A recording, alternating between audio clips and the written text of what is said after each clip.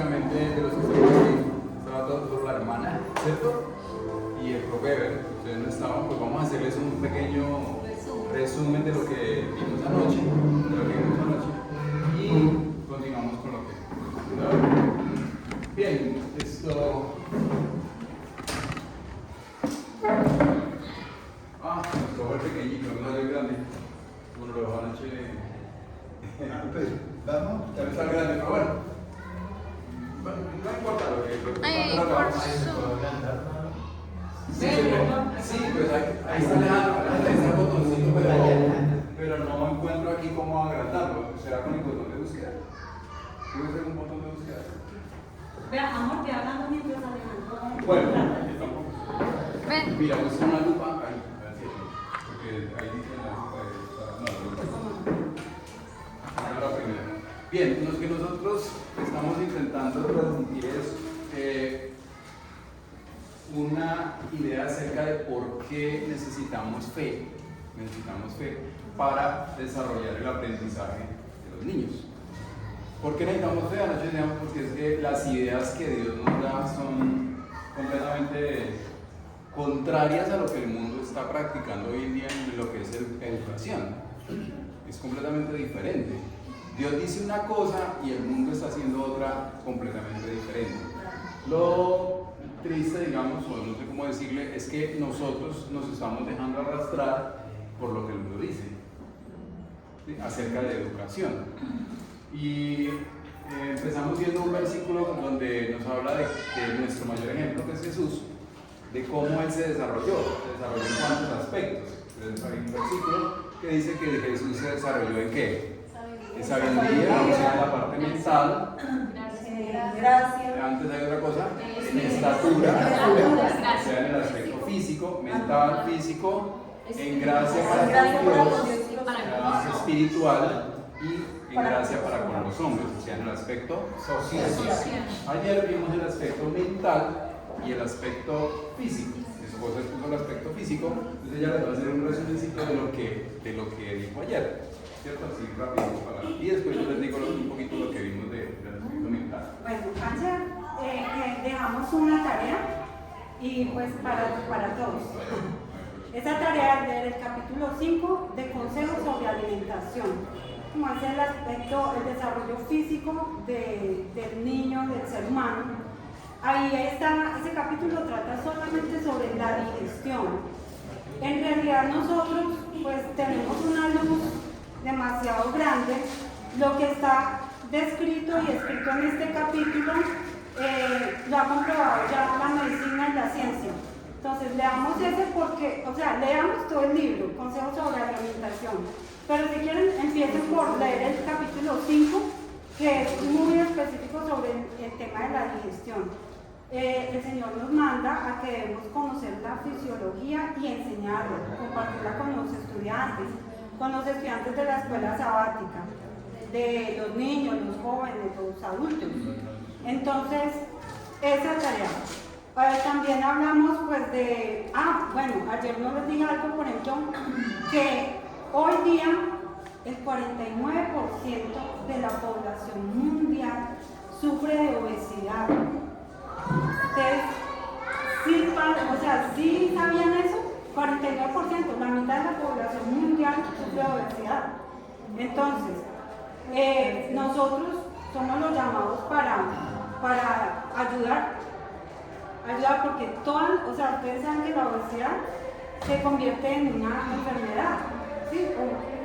Es una enfermedad, porque todas las personas que tienen una obesidad ya tienen un síndrome metabólico, tienen hígado graso y seguramente hay resistencia a la insulina, que es una prediabetes, muy probablemente enfermedades cardiovasculares, o sea, de todo, hipertensión. Entonces, ayudemos a nuestros niños porque ellos también están sufriendo de esto. ¿Cómo? No les demos dulces, no les demos celular, porque el celular también, pues el dulce es adictivo, celular también. Entonces ayudémosles, más bien sacándolos al sol, al jardín, a plantar un jardín, plantar una huerta, a correr como corderitos, que es lo que dice el Señor en su palabra, que corran como corderitos, ¿sí? No a que se queden encerrados, ¿sí? Encerrados, sino que corran como corderitos. En 1931, Otto Warburg, es otro científico del que no hablé ayer, pero pues él lo mencionó, él descubrió la causa del cáncer y por lo tanto la cura. Es la causa de la acidez, o sea, el desequilibrio del pH. ¿Por qué da la acidez? Por el consumo alto de dulce y de carbohidratos y de ultraprocesados. ¿Y cómo se equilibra el pH? Pues comiendo mucha verdura y supongamos el 50% de la alimentación verdura y el otro 50% con lo demás, pero así se equilibra. Bienvenidos. Entonces vinieron estas dos compañías, bueno, muchas, porque está Coca-Cola, Nestlé, Kellogg, inclusive Kellogg, y nos dijeron y todavía la gente cree que ese es el desayuno ideal, cereal, pero resulta que no, ¿sí? Hoy día, por ejemplo, los orientales, que son unos de los que tienen un alto índice de longevidad, ellos consumen mucha verdura, ¿sí? Mucha verdura, comida de mar. Hay varias dietas. Hay una dieta mundial que es muy aconsejada para las personas que comen carne, que es la dieta mediterránea. La dieta mediterránea es el 50% de verdura y el otro 50% de lo demás. Para nosotros existe la dieta, por ejemplo, la dieta plana, que es acorde y basada en el consejo sobre alimentación. Bueno, entonces, afuera de los ultraprocesados, la temperancia, vamos a comer 3 o 2 comidas al día, para los niños 3, para los ancianos 3. Para los adultos, si uno no tiene ganas de comer, yo les hablé ayer de un cardiólogo que se llama Sergio Mejía Viana, y él dice, si uno no tiene ganas de comer, no debe comer, ¿sí? Entonces uno come, y él lo dice en esta conferencia de la cual yo les hablé ayer, la última que sacó, que se llama Grasa versus Azúcar. Él dice, es que no hay que comer tantas veces al día. Mientras menos veces se coma, más favorece la salud. ¿Por qué? Porque es que comer muchas veces inflama, sube los picos de insulina. Cada vez que comen, entonces la insulina tiene que dispararse. Por lo tanto, cuando vamos a celebrar con los niños acá, vamos a enseñar el desayuno junto al mar. Entonces vamos a desayunar acá, pero ya desayunaron en la casa. Entonces tendríamos que más bien avisarle a los papás, vamos a desayunar en la iglesia, vengan preparados para desayunar en la iglesia, o vamos a almorzar en la iglesia, vengan preparados para almorzar en la iglesia. Pero no que entonces una comida de dulce a 8:30 que para enseñarles algo, ¿no? O sea, ahí no les estamos enseñando nada, ¿sí? Dándoles dulces, no les estamos ayudando. O sea, ¿para qué estamos nosotros aquí como en escuela sábatica? Para ayudar. Debemos ser una ayuda, debemos ser una muleta, un bastón para ayudarles a ellos a caminar. Si les damos dulces, no les estamos ayudando. Ayer estaban hablando de la hiperactividad, que los niños a muchos les dicen que son hiperactivos porque quieren pararse, brincar y correr. Pero si les damos azúcar, ellos, ellos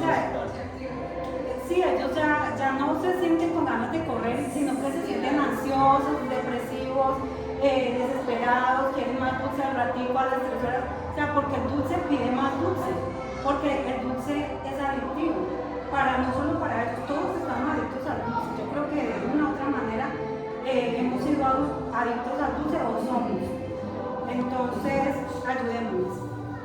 Entonces, saquémosle a la recreación.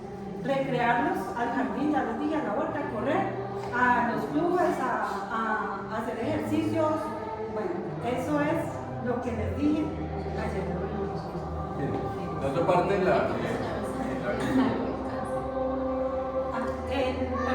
Otto Warburg en 1931 descubrió eso. Otto Warburg. Fue el premio Nobel. Fue la parte mental. Entonces nos hacíamos una pregunta, que era ¿cuándo comenzar a desarrollar la parte mental de nuestros niños? Y pues lógicamente la parte mental está representada en el cerebro, y empezamos ¿desde cuándo? Desde el embarazo. ¿cierto? El niño se mueve, pero mire que el niño se mueve dentro y cuando nace, él sigue moviéndose, mueve las manitos. ¿Por qué se mueve tanto? Porque el movimiento es el que desarrolla el cerebro. El cerebro. Entonces, los niños necesitan movimiento. Eso fue lo que hablamos ayer, mucho movimiento. Entonces, y también leímos un texto del Espíritu de Profecía donde decía a qué edad debían los niños empezar a tener actividades académicas, es decir, intelectuales. ¿Se acuerdan ustedes conocen esos textos? ¿A qué edad? ¿Se acuerdan? De los 8 a los 10 años. Y también dice que esas deben ser las edades en las que los niños empiecen a educar, a tener actividad intelectual y que antes de eso los únicos maestros que deben tener son los padres y el único salón de clase que deben tener es el espacio al aire libre. Los jardines y todo eso, ¿cierto? Ojo, hasta los 8 o 10 años. También dijimos que las niñas desarrollan su cerebro más rápido que los niños. Los niños se demoran hasta los 9 años, las niñas a los 7 años ya están, tienen más madurez. Entonces, el problema que creamos cuando le ponemos a un niño a estudiar antes de esa edad es que enfrentamos a su cerebro a realizar actividades para las cuales él no está preparado. Sí, no está preparado, no sé si volver a explicar por qué lo que ocurre, lo que le toca hacer al cerebro, pero bueno, se los explico yo creo. Es que el cerebro se desarrolla por el movimiento. Antes de eso, cuando usted trata de forzarlo a que aprenda, por ejemplo, matemáticas, su procesador matemático, porque nosotros tenemos nuestro cerebro dividido en partes y cada parte se encarga de algo, entonces el procesador matemático no está listo a los 4 años, a los 5, no está listo para realizar operaciones matemáticas. En cambio, por ejemplo, tiene otras partes del cerebro que se han ido desarrollando si se ha estado en movimiento y todo eso. Entonces, cuando le empiezan a enseñar matemáticas a la edad que no, para la cual no está preparado, ¿qué hace él? El cerebro empieza a adaptar otra parte de su anatomía para tratar de aprender lo que le están enseñando. ¿Sí? Otro lugar del cerebro. Entonces es interesante porque, listo, el niño puede aprender a contar, pero no lo está haciendo con la parte del cerebro que le corresponde, sino con otra. O con otra que ya está más desarrollada. Y está forzando su cerebro a una parte del cerebro a hacer funciones que no le corresponden. ¿Sí?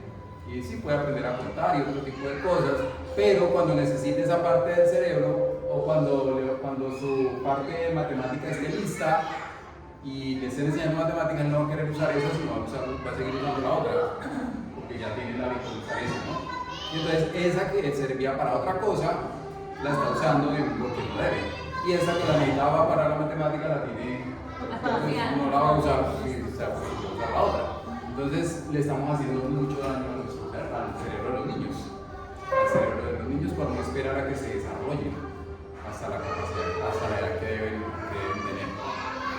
Y otros montones de cosas, otros montones de daños realizamos en el organismo de los niños, no solo en el cerebro, en su cuerpo, por ejemplo. ¿Qué necesita el cuerpo del niño para desarrollarse? Necesita correr, brincar, saltar, otra vez, movimiento. Necesita eso. Y nosotros lo llevamos a la escuela a que haga qué cosa. 6 horas sentado. Y si se para, siéntese. ¿Por qué se para? Tiene que estar sentado. Cuando él lo que quiere es moverse, ¿cierto? También tiene problemas con la visión, porque su visión está lista es para aprender de la naturaleza, para estar en el aire libre y todo eso. Y lo mantenemos encerrado en un salón con luces de estas y mirando cosas de cerca. Entonces el ojo se acostumbra a estar mirando solo cosas de cerca y empieza a atrofiarse. Y hablábamos del problema que tenemos ahora con una gran cantidad de niños con gafas que tienen que usar lentes porque sus ojos se han dañado. ¿Dónde se le han dañado? En la escuela. Sí. Por ejemplo, también si los padres lo han forzado en la casa, los padres que hacen un school, se llama homeschool, también quieren empezar a meterle matemáticas y su español a todos los niños a los 4 años. ¿Sí? No, están haciendo mal de todas maneras. Con las pantallas. ¿Ah? O con las pantallas. Bueno, también los celulares pues les dañan los ojos a los niños, lógicamente. Y la mente peor, sí. ¿Qué otra cosa vimos que se atrofian los ojos, el cuerpo? Ya. Los niños antes de los 8 a 10 años no están están acostumbrados a pensar sin hablar. No saben pensar sin hablar, ellos necesitan estar hablando, porque están en el desarrollo de su lenguaje. Y nosotros los llevamos a la escuela y todo el tiempo le decimos, cállese, haga silencio, no puede hablar. Entonces, a él le gusta correr, le gusta mirar, ver, observar y le gusta hablar. Nosotros le decimos, siéntese, mire solo su cuaderno y cállese. ¿Qué crea eso en los niños? ¿Qué crea en ellos? Crea frustraciones, rebeldía, indisciplina, ¿cierto? Entonces, y nos quejamos de la indisciplina de los niños, pues nosotros en cierta medida somos causantes de eso.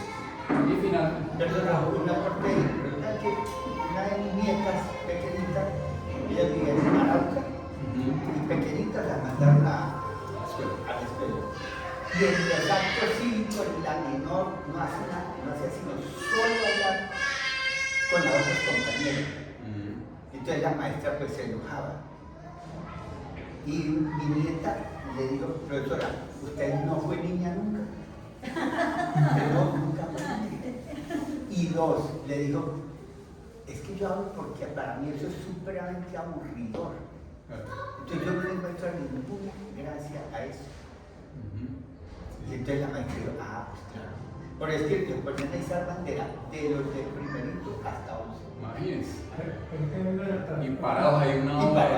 Una de las cosas también, por ejemplo, en la casa los niños los tenemos reprimidos, se puede decir. Porque no van a correr, llegan a otra situación y entonces se explotan y todo el que corren y no hacen caso. Y en caso contrario también. En la escuela los tienen reprimidos y en la casa llegan a diablos, como que dicen ahí, ¿verdad? Sí. Esos son dos estados ahí totalmente diferentes.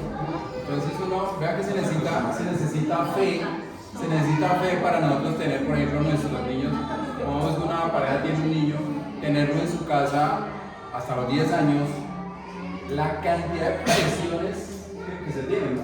Hasta los 8. O por lo menos hasta los 8. La cantidad de presiones que se tienen, uy, no, van a ir a la escuela, no, y es todo el mundo presionándole a los papás, porque todo el mundo cree que tienen que mandar al niño. Y hasta Y hay otras cosas, pues que ven mucha familia, ¿no? Que prácticamente los niños no tienen la educación, digamos, de los padres que están pendientes, sino de la nave, de la persona que los cuida. Y lo último que vimos anoche fue cómo desarrollar la mente. ¿Cuál es la mejor manera de desarrollar la mente? Y si uno lee a través de todo el escrito de profecía y la Biblia, la mejor manera de desarrollar la mente humana es estudiando con esfuerzo y diligencia las escrituras. Así que si nos dedicáramos más tiempo a estudiar la Biblia con esfuerzo, dedicación, con ganas de descubrir, como dice el escrito de profecía, esos tesoros que hay escondidos, dice que nuestra mente alcanzaría altísimos grados de inteligencia. Se desarrollarían todas nuestras capacidades mentales. Y es básicamente lo que vimos así a grandes rasgos esta noche. Hoy vamos a ver las otras dos partes.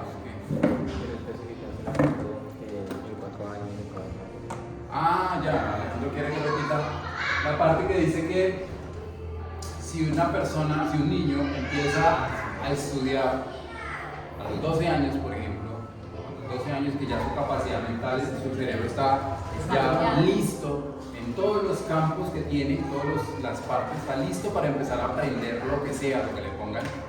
Claro, antes ha aprendido muchas otras cosas. Por ejemplo, puede aprender a manejar un martillo, puede aprender, sí, cosas manuales, prácticas, pero para el entrenamiento mental, si un niño empieza a los 12 años, en 4 años está demostrado científicamente, en 4 años el niño puede aprender todo lo que un estudiante aprende en 11 años, de primero a 11. Lo decíamos y pues nosotros somos maestros y nos damos cuenta que cada año se le enseñan casi las mismas cosas a los niños. Casi lo mismo. ¿Sí? ¿Por qué? Pues porque como que entienden un poquito que su grado de madurez no es suficiente, entonces le van enseñando de a goticas. Una gotica este año, otra gotica el otro año y así. En cambio, si ya está preparado a los 12 años mentalmente, pues le pueden dar todos los contenidos en 4 añitos, terminan el bachillerato, todo su estudio de sus 11 años. ¿sí? Y con mejor comprensión, con todo mejor, porque tiene su cerebro desarrollado y listo para aprender. ¿Listo? Hoy vamos a ver las otras dos partes del desarrollo de Jesús. ¿Cuáles eran? La parte espiritual y la parte social. Entonces vamos a encargar de la parte espiritual. Bueno, entonces el cuerpo es el templo, por eso es tan importante lo que hablamos ayer, porque es el cuidado del templo. Ahora la parte espiritual es que lograr que more en ese templo Dios, que Dios pueda morar en ese templo. Al fin, no se logra. Pues No se ve bien, bueno, porque eso fue lo que le pudieron hablar. lo puse ganando un poco. Sí, encontré como por otra día y no hablando. Vamos a lo que estaba comentando Raúl hace un instante sobre el estudio de la Biblia. Nosotros somos lo que contemplamos, nos transformamos en lo que contemplamos. Entonces, si contemplamos todo lo puro, todo lo amable, todo lo que es de buen nombre, y en eso pensamos, entonces nos transformamos en eso. ¿Sí? Entonces eso ya creo que todos lo hemos escuchado y lo hemos repetido en la lección tras lección, la lección de escuela sabática de adultos, pues que esas lecciones son para todo el mundo. Las lecciones de escuela sabática las podemos estudiar en todos. Porque los niños entienden. O sea, nosotros nunca vamos a pensar que ellos solamente les pueden contar la historia de Elías y la de Eliseo. No, ellos entienden toda la Biblia, ellos entienden todas las cosas, ellos entienden más que nosotros. ¿Sí? Ellos entienden todo. Nosotros somos los que a veces tenemos que pedirles a ellos que nos expliquen cosas que no entendemos. ¿Cierto? ¿No les ha pasado? Que ustedes no entiendan, hablan cosas, ¿qué significa? Yo no les dejé decir a ellos que les expliquen a uno. Sí, porque hoy día pues hay unas formas de expresión. Bueno, entonces voy a leerles un párrafo de este libro. Lo que voy a hablar yo hoy está basado en conducción del niño. Les voy a leer la introducción de este capítulo 73, se llama Las responsabilidades por los intereses eternos. Y dice así: estamos viviendo en una época desdichada para los niños. Se siente una fuerte corriente que arrastra hacia abajo, hacia la perdición. Y se necesita algo más que una experiencia y fuerza de niño para remontar esa corriente y no ser llevado por ella. Eso a usted no les toca como el corazón y no siente como subo. De decir, se necesita algo más que una experiencia y fuerza de niño para remontar esa corriente y no ser llevado por ella. No. Entonces, sí da dolor, pero nosotros estamos ahí para ayudar, para ayudar a ellos que necesitan, y nosotros a veces no pensamos en eso, no pensamos en que los niños necesitan esa ayuda y en que ellos no tienen esa fuerza. Se necesita más una experiencia y fuerza del niño para remontar esa corriente y no ser llevado por ella.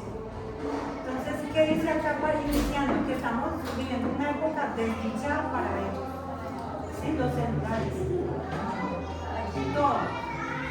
Todo. Entonces, nosotros estamos ahí para ayudarlos. ¿Cómo estamos ahí para ayudarlos? Yo les voy a preguntar, ¿qué cosas no podemos integrar con la fe? Porque pues ahí siempre, que cómo hacemos para integrar la fe con el aprendizaje. Entonces yo voy a voltear la pregunta. ¿Sí? En vez de decir, ¿cómo vamos a integrar la fe con el aprendizaje? La pregunta mía es, ¿cómo o qué cosas podemos enseñar sin fe? O sea, que no tengan que ver con Cristo. ¿Qué cosas podemos enseñar que no tengan que ver con Dios? Porque pues, sí, es una inquietud que yo tengo y ustedes me la pueden despejar. ¿Qué cosas podemos enseñar sin Dios que no tengan nada que ver con Dios? ¿Ah? No, la amabilidad. Hay cantidad de gente que son amables y atentos y uno dice, uy, este parece cristiano, no, yo no creo. Pero mire que amabilidad, amable viene de amor. Y Dios es amor, o sea que eso tampoco puede enseñar a Es Dios. que no hay nada que no No, esté es ligado todo. a Dios, todo está ligado Todo a Él. está ligado a Dios. Pero yo les voy a decir, si hay una cosa que no está ligada a Él, El pecado. el pecado. El pecado. El pecado nos separa de Él. Entonces, si nosotros queremos integrar la fe con el aprendizaje, pues no enseñemos nada que sea malo, nada que sea pecado, y el resto todo tiene que ver con Él, porque todo lo creó Él. Todo se fue creado por Él, todo se lo inventó Él, nosotros no nos hemos inventado nada. Descubrimos lo que Él ya había hecho. ¿Sí? Entonces, vamos que en una ocasión los discípulos iban caminando y empezaron a hablar de un tema. ¿Quién es el mayor? ¿Quién es el mayor? Y ellos, para hablar de ese tema, no podían hablar ahí al lado de Jesús. ¿Por qué? Porque no era compatible con lo que Que Jesús le era. daba pena o porque los mayores se iban a avergonzar. Porque respondió por qué. No era compatible con lo que Jesús era y con lo que enseñaba. O sea que nosotros debemos enseñarle a los estudiantes a ver quién es más, No. competencia, Como rivalidad, no. O sea que nosotros la competencia no es cristiana. Bueno. Entonces no vemos, ay mire, le doy este dulce al que sepa y al que no sabe. Entonces no, porque la competencia no es de Dios. O sea, anoche hablábamos que Dios nos creó el ser humano para ser salvo. Todos.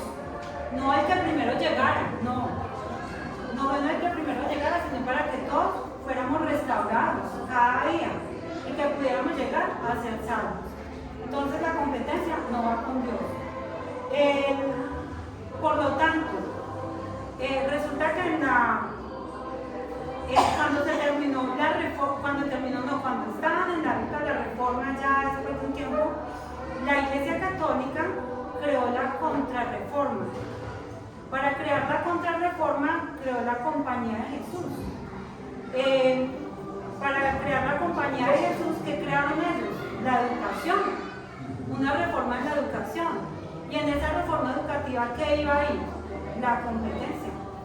El mayor, ¿quién es el mayor? No importa lo que tengamos que hacer para ser el primero, para ser el mayor. Es uno de los pilares de la Contrarreforma o la educación jesuita.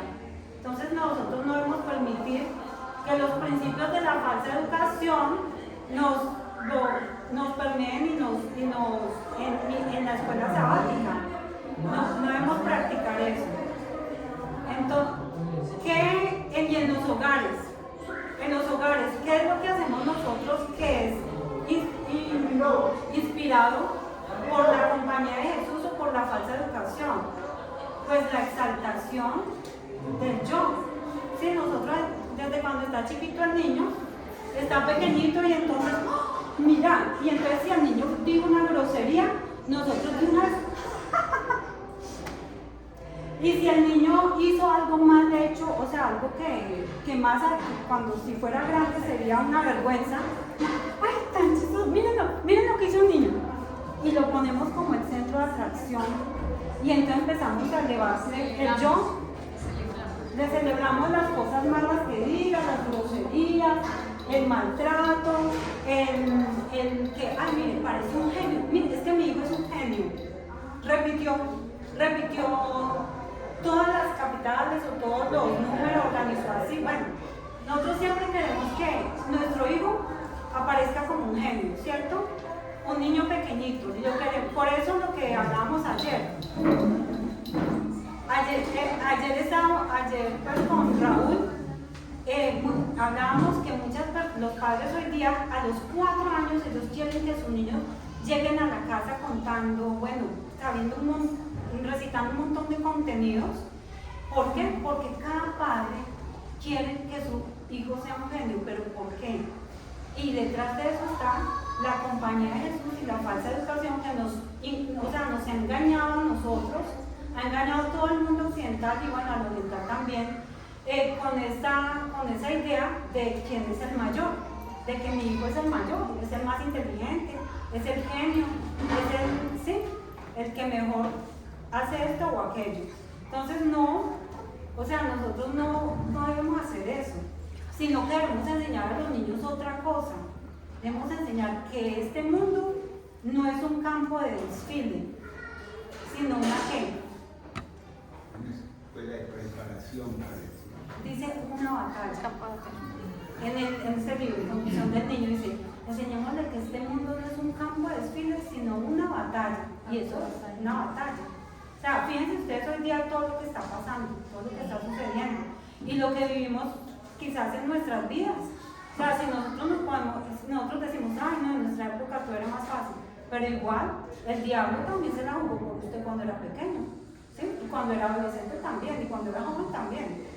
Y lo mismo y está haciendo ahora, como decía el pastor esta mañana en el culto, está sabiendo que le queda poco tiempo, entonces está actuando como con nuestros niños. Está actuando con desespero, o sea, como león rugiente, buscando a quien devorar. ¿Por qué? Porque este mundo no es un campo de desfile, es un campo de batalla. Es un campo de batalla. Entonces nosotros estamos es para ayudarlos. ¿Cómo? Concientizándolos de eso, de que esto es un campo de batalla y no un desfile. Como hebras de oro, una fe viva debe entretejerse con la experiencia cotidiana en el cumplimiento de las pequeñas obligaciones. Ayer hablábamos de que se les debe enseñar a ellos hábitos y muchas cosas, oficios, toda clase de oficios, ¿sí? Entonces se debe entretejer como hebras de oro una fe viva, debe entretejerse con la experiencia cotidiana en el cumplimiento de las pequeñas obligaciones. Entonces en eso se debe entretejer la obra de Dios. ¿Por qué? Porque es que la religión está en eso, en que cumplamos todos esos deberes diarios en nuestro hogar y que los cumplamos entre todos, que todos somos una empresa. Y en la medida que cada uno cumple y desarrolla una habilidad para oficios domésticos u oficios de otra clase para ganarse la vida, entonces en la medida en que cada uno desarrolla eso con esmero, está cumpliendo la obra de Dios, así como Jesús en la carpintería, ¿verdad? Que Jesús hacía todo bien, hacerlo todo como para Dios.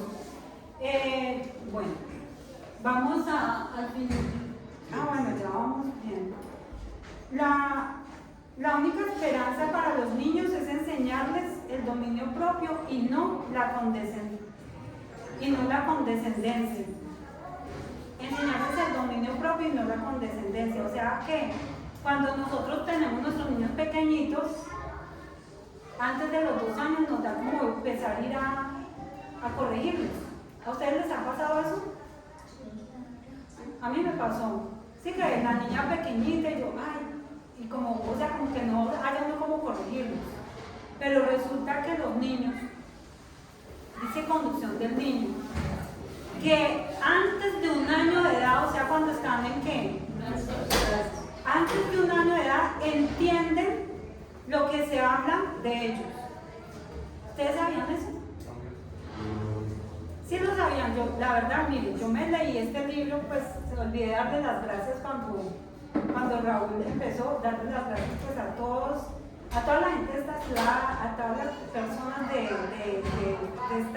la iglesia, al profesor Eber, y a mis padres, ¿sí? Que ellos fueron mis primeros maestros, y mi papá, que además padre fue maestro, y a Dari, que me enseñó este libro. Yo ya había leído este libro y lo había estudiado, pero ahorita, desde final de año que el profesor nos dijo de esta charla, de este seminario, empecé otra vez a leer el libro. El año pasado otra vez volví a empezar a leerlo y me encontré esa frase y yo no me acordaba de haber leído eso, de que antes de 1 año de edad ellos saben y entienden todo lo que se habla de ellos. Antes de 1 año de edad, cuando están en brazos, y uno piensa, bueno, ¿cuándo es que tengo que empezar a corregir? O sea que ellos cuando están en brazos ya tratan de ¿qué? Manipular. Con el llanto. Y entonces empieza a llorar. ¡Ay! ¿Será que quiere esto? ¿Será que quiere aquello? ¿Será que quiere lo otro? Y empezamos no, es que él quiere esto.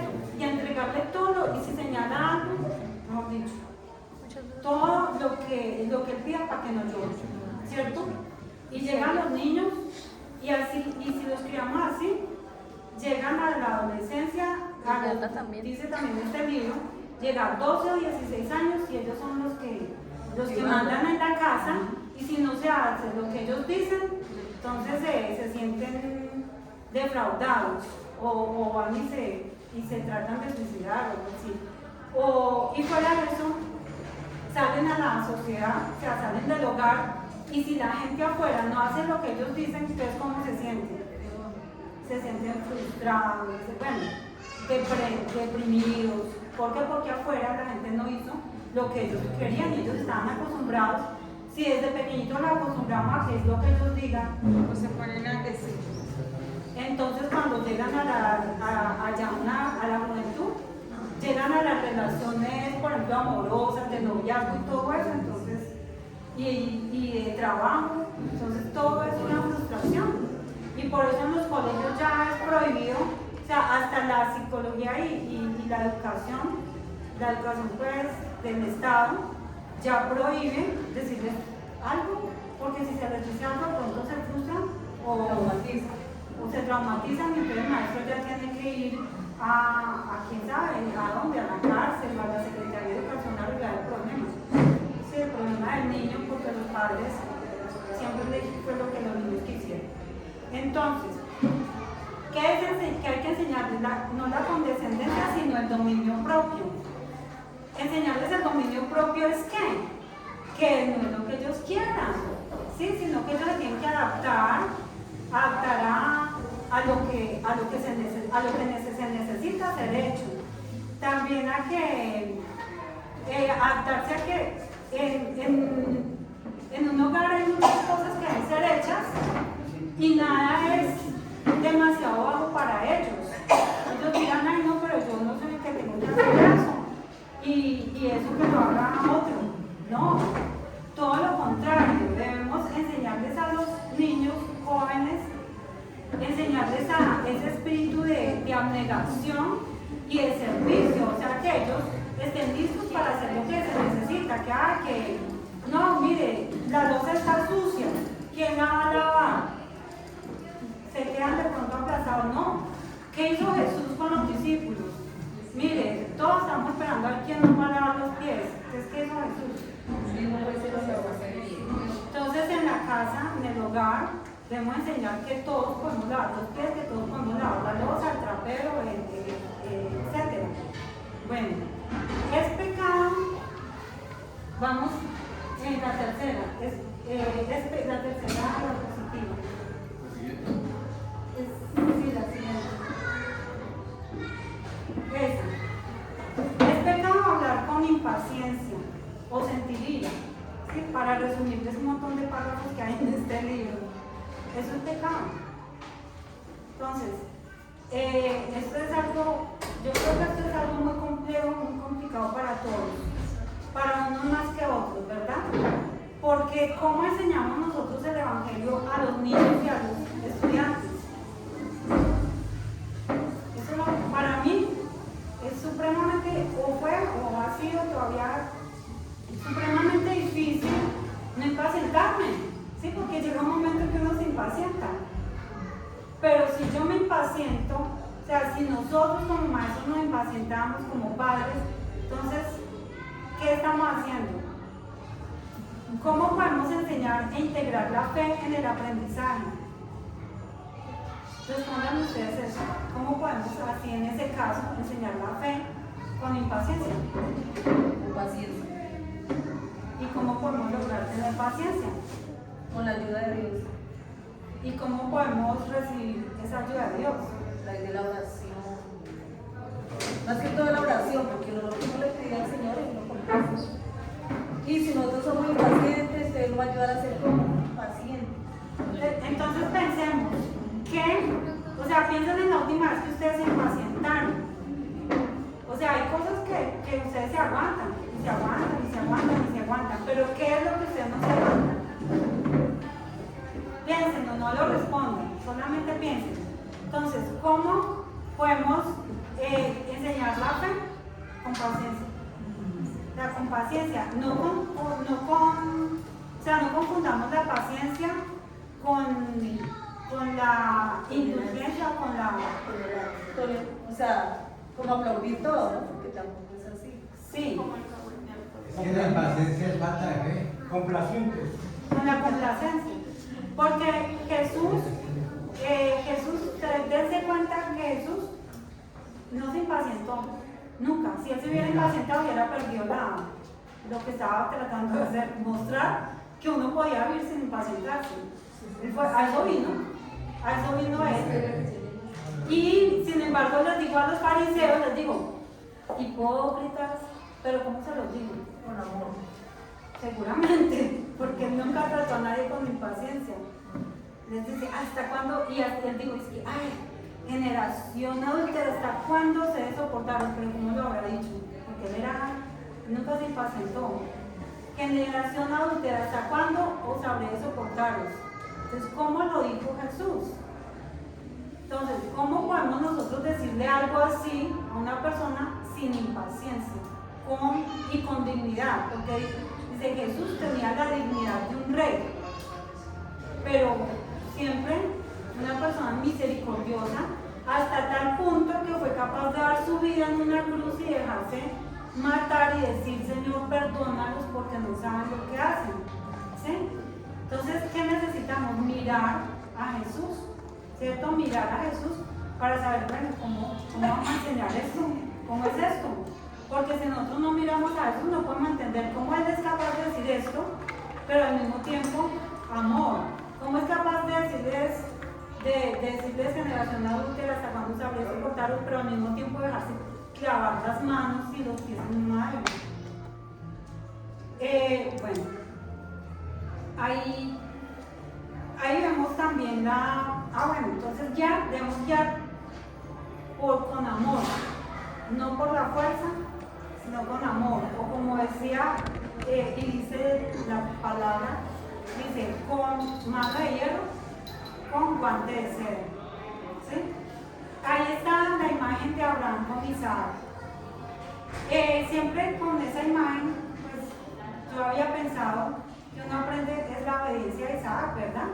Un muchacho de 18 años que tenía ya, porque es que no era un niño, era un joven de 18 años, y dejarse atar manos y pies y dejarse subir ahí en un... Y papá, ¿dónde están para el holocausto? Y después Abraham decirle y él dejarse atar y dejarse hacer todo eso, decir, bueno, sacrifíqueme. ¿Se imaginan el logro que tuvo Abraham con él? Pero leí otra cosa que tampoco me recordaba haber leído, y es, ¿qué fue lo que hizo Abraham en esa ocasión? Demostró que nada era demasiado precioso para darlo a Dios. O sea, ¿qué era lo más precioso que él tenía? Sí. Y para nosotros, ¿qué es lo más precioso que tenemos? Sí, Y le dijo Dios, da a tu hijo tu único, y él le pidió toda la noche, Señor, por favor. Y todo el camino se fue pidiéndole al Señor, Señor, por favor. Ni siquiera era capaz de decirle a su hijo. A su esposa, pues no, ni modo, pero a su hijo ni siquiera era capaz de hablarle a su hijo. Y cuando llegó allá, al momento fue capaz de decirle, pero ¿se imaginan cómo se lo dijo? Quizá pues ahí los dos deben haber llorado puestos a berrear juntos. Y cuando ya estaba ahí, o sea, Señor Dios, ya nada es demasiado precioso para darlo a Dios. Es lo mismo nosotros. ¿Qué nos pide el Señor? Que sacrifiquemos de nuestros hijos. Pues si Él quiere algo dañino, eso es lo que tenemos que sacrificar. Negarles lo que ellos quieren y que les hace daño. ¿Sí? Y ellos pues igual, ellos tienen mucha habilidad para dominarnos, ¿cierto?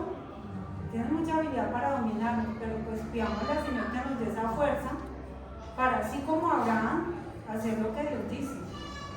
Y en el caso de las maestras de escuela sabática con sus estudiantes, pues lo mismo. ¿Cómo poder hacer? Negarles lo que no conviene y darles lo que conviene, lo que Dios dice. el castigo. O sea, por ejemplo, el castigo. Vamos al castigo. Cuando nosotros vamos a corregir a los estudiantes, a los alumnos de escuela sabática o a los hijos, ¿cuál es el objetivo del castigo o de la corrección? Bueno, ahí dice la corrección. La corrección, pero también una enseñanza. ¿Alguien más dijo algo?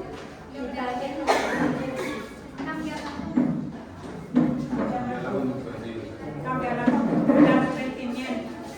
¿Sí? Si ellos cometieron algún error, entonces, arrepentimiento, perdón, ¿sí? O sea, que ellos se lleguen a quién, a Dios. ¿Sí? Que ellos se lleguen a Dios y que reciban el perdón de Dios por alguna falta cometida. Ese es el objetivo. Entonces, cuando nosotros vamos a corregir a esos hijos, debemos señalarles eso. Ese es lo que debemos señalar, el perdón.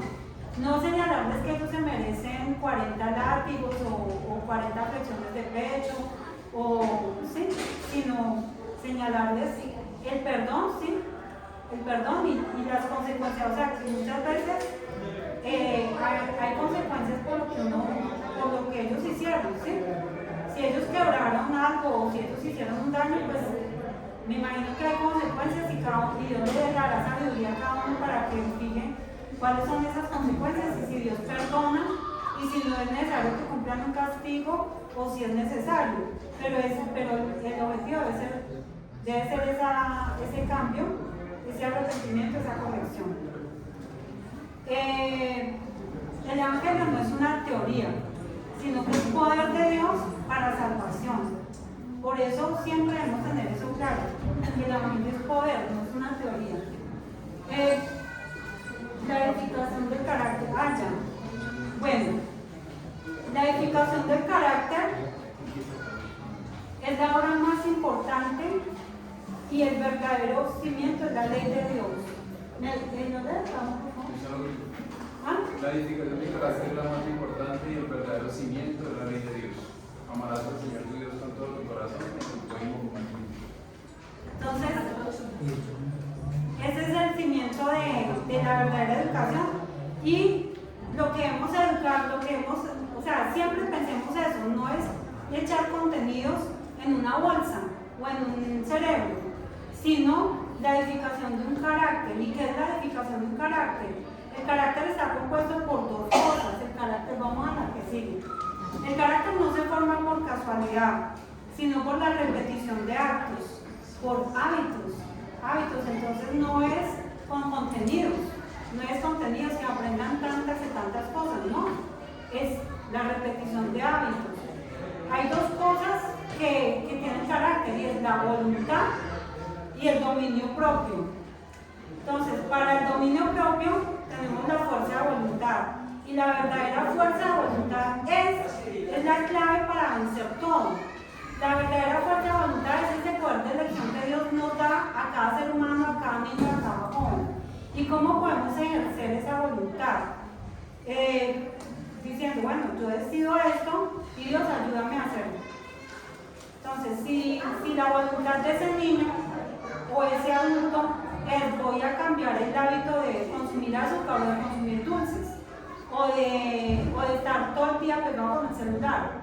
Entonces, pedirle, Dios tiene poder, el Evangelio es poder de Dios para salvación. Entonces, pidámosle a Dios, usted como maestro de escuela sabática o maestro de escuela sabática, dígale a su alumno o a su condiscípulo, lo que sea, vamos a orar para que el Señor nos ayude a dejar estos malos hábitos. ¿Sí? Vamos a orar esta mañana porque vamos a pedirle que nos ayude en esto y ahí está la verdadera, el poder de la voluntad. Recordemos al endemoniado gadareno. ¿Qué fue lo que él hizo? Nada. O sea, sí hizo algo. Tratar de pedirle a Jesús. ¿Y pudo? Logró que Jesús le sacara todos esos 300 demonios que tenía dentro. ¿Cómo lo logró? Hizo que Jesús viera su necesidad, porque él le iba a hablar a Jesús. Y cuando fue a hablar y no fue capaz, Jesús supo. Y Jesús tuvo poder y ejerció ese poder para sacar de 300 demonios, 300 más o menos. Entonces, si pudo con ese endemoniado,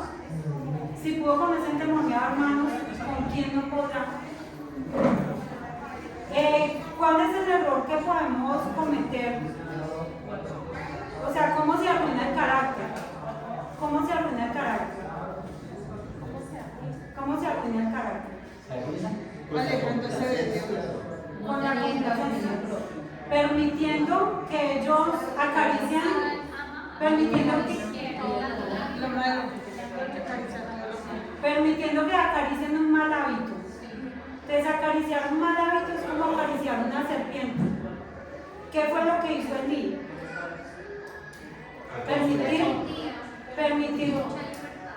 Permitir que sus hijos hicieran y deshicieran.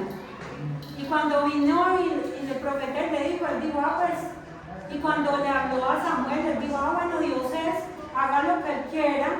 Y o sea, Elí, ¿ustedes qué piensan? Elí, sabiendo que sus hijos ya eran adultos, Elí debió haber hecho algo sabiendo que sus hijos ya eran adultos.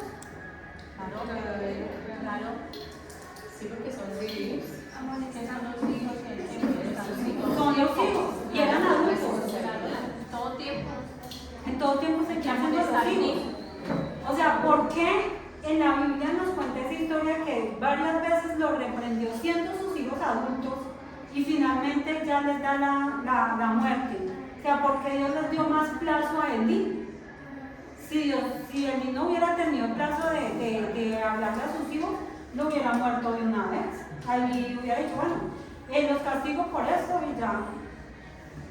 Vamos a desplazarnos para continuar abajo. Hay más hermanos en la iglesia sentados. Sí, vamos y le escucharan. espacio de Sí, está bueno entonces. mejor, sí. Hay varios hermanos sentados en la iglesia y están preguntando por clase y caería muy bueno aprovechar el seminario y están abajo. Vamos, y yo voy hablándole mientras tú llevas eso. Voy siguiendo con mi Ya les sacamos el micrófono. Somos los